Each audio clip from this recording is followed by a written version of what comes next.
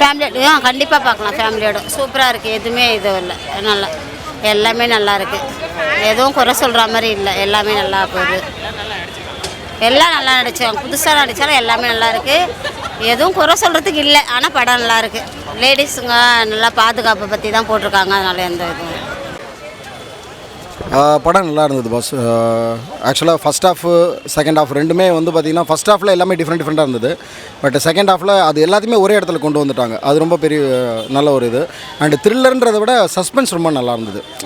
அடுத்தது யார் எப்படி என்ன அப்படின்னு நம்மளை ஒரு இதாக யோசிக்க வச்சுது. ஸோ நல்லா இருந்தது. தாங்கி பிடிச்சுன்னு சொன்னால் ஆப்வியஸ்லி வில்லன் தான் எப்போவுமே. அவர் கொஞ்சம் விஜய் நல்லா பண்ணியிருந்தார். அது நல்லா கான்செப்டாக இருந்தது. அண்டு இவர் what to say that Vidharth வந்து பேசவே இல்லை இதில் எதுவுமே. அவருக்கு டைலாகே கிடையாது.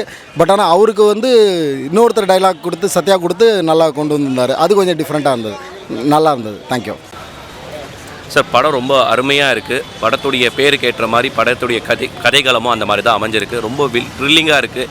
யார் தான் வந்து இந்த கொலையாளின்றது வந்து கடைசி நிமிஷம் வரையும் பேக்ரவுண்ட் மியூசிக் பார்க்கும்போதே ஒரு ஹாரர் வித் ஒரு த்ரில்லர் மூவி மாதிரி இருக்குது. ரொம்ப நல்லா இருக்குது. ஒவ்வொருத்தருடைய நடிப்பும் வந்து தனித்துவமாக இருக்குது. அதில் விதாத்துடைய நடிப்பு வந்து அவர் பேசுகிறதே மாட்டார். பட் ரொம்ப அருமையாக இருக்குது. ரொம்ப அருமையான கதை.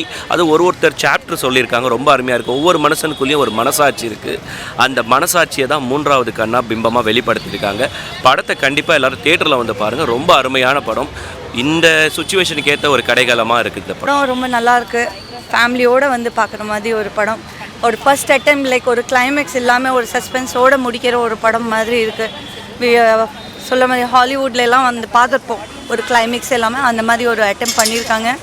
ஈச் சீன்ஸ் பயங்கரமாக இன்வால்வ் ஆகி பார்க்குற மாதிரி இருக்குது. ஸோ கண்டிப்பாக ஃபேமிலி என்ஜாய் பண்ணுவாங்க. வல்கரிட்டி எதுவுமே கிடையாது. ஸோ டெஃபினெட்லி வித் ஃபேமிலி வந்து பார்க்குற மாதிரி ஒரு படம். Each characters are but Kalayasan, as it is I am big fan of Kalayasan, I will grade him top of the class. Apart from that, இப்போ இந்த படத்துலேருந்து வந்து I have become very much big fan of Santosh sir, who has played a role of மனசாட்சியோட ஒரு character play பண்ணியிருக்கா. அது எனக்கு ரொம்ப பிடிச்சிச்சு.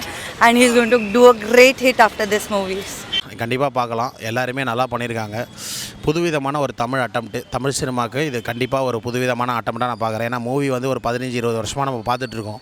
ஆனால் அதில் வந்து எல்லா சஸ்பென்ஸ் த்ரில்லர்லையும் யார் கொலையாளி கண்டுபிடிக்கிறது தான் சஸ்பென்ஸ் த்ரில்லராக இருக்கும். ஆனால் இதை மக்களே கண்டுபிடிங்கன்னு கொடுத்தது வந்து ஃபஸ்ட் டைம் நான் வந்து இதை பார்க்குறேன். இது வந்து நல்ல அட்டம்ப்ட்டு. இதை எல்லாருமே வந்து சப்போர்ட் பண்ணுங்கள். சின்ன படங்களுக்கு நம்ம எல்லோரும் சப்போர்ட் பண்ணோம். அதனால தான் நாங்களாம் வந்தோம். நீங்களும் எல்லோரும் வந்து சப்போர்ட் பண்ணுங்கள். தேங்க்யூ. அது போர் அடிக்க வாய்ப்பே இல்லை. ஏன் சொல்கிறேன்னா எல்லா படம் மாதிரி இது ஒரு 2 ஹவர் 2.25 ஹவர்லாம் கிடையாது. 2 ஹவரில் ரொம்ப ஷார்ட்டாக முடிகிற படம். செகண்ட் ஹாஃப் நீங்கள் இன்டர்வல் முடிச்சு உட்காந்து என்னடா படம் முடிஞ்சிச்சுன்ற மாதிரி இருக்கும். ஸோ ஷார்ட் அண்ட் கிறிஸ்பாக தேவையில்லாத கண்டென்ட்லாம் இல்லாமல் ரொம்ப தெளிவாக இருக்குது படம். தேங்க்யூ.